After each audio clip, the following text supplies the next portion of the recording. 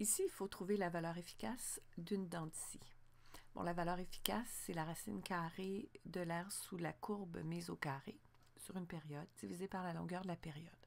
On nous donne la courbe mise au carré, c'est déjà ça. Sauf que trouver l'aire de cette courbe-là, c'est pas évident, c'est pas tout à fait un triangle. Donc, il va falloir trouver une astuce. Dans les diapos, on a vu que si on séparait l'aire en petites surfaces, on pouvait avoir quelque chose d'assez précis. On nous a aussi parlé de trapèzes. Alors, plutôt que de faire des rectangles, peut-être qu'il serait préférable de prendre des trapèzes à la place. Alors, si on séparait notre surface en longueur de delta x, ben, l'aire du trapèze serait donnée par la valeur moyenne, y1 plus y2 sur 2, fois la hauteur du trapèze, donc notre delta x. Donc, c'est ce qu'on va faire. On va séparer notre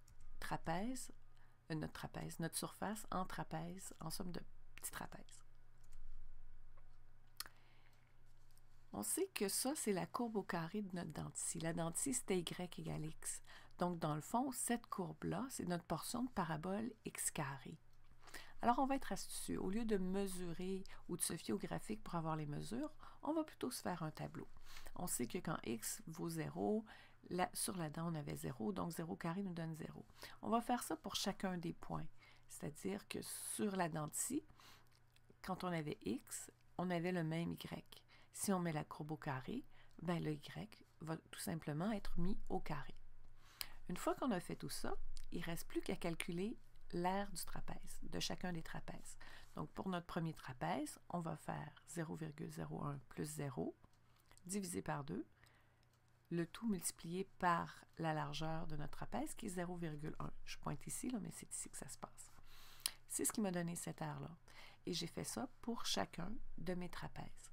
L'aire totale, 0,335. C'est pas très précis. Si on avait fait un peu de calcul intégral, en calculant l'aire sous la courbe avec une intégrale définie, on aurait obtenu un tiers, et qui est la valeur exacte. Mais quand même, un tiers par rapport à 0,335, c'est 0,5% d'erreur, alors c'est quand même pas si mal. Donc, pour calculer la valeur efficace, il ne nous reste plus qu'à rentrer ça dans la formule, prendre la racine carrée de notre aire sous la courbe divisée par la longueur de la période, et on obtient 0,58. On se souvient que la valeur moyenne d'une dent de scie, c'était 0,5. Sa valeur efficace, 0,58.